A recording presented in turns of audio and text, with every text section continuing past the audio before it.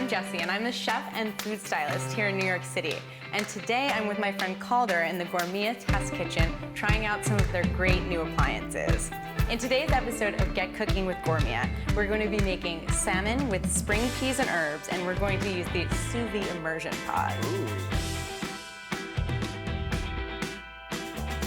Can't wait to see what this is all about.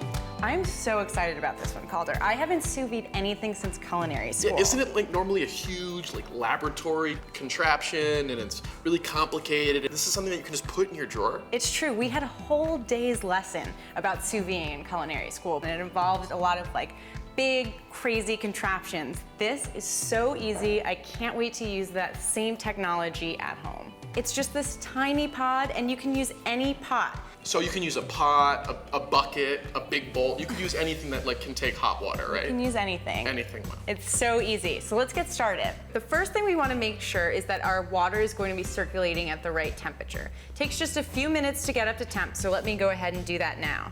It should be 125 degrees for the salmon. So I'll just set that using this easy to use knob.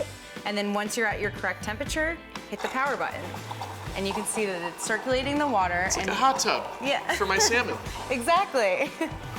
All right, so why don't you get started on the salmon? Just season it with a little bit of salt. And this is about a pound of skin-on salmon cut into 4 equal portions. This is beautiful salmon. It's really beautiful. Now you just put it in the bag. I was reading the packaging and I saw that this thing only takes 1,200 watts. It's true, it's safe for your standard outlet. So Jess, I'm just gonna cover this with oil, right? I seasoned it, put it in the bag, and now cover with oil. And about how much? Just like a nice coating? Just enough to coat it. It's kind of poaching in there. Okay, poaching in the oil.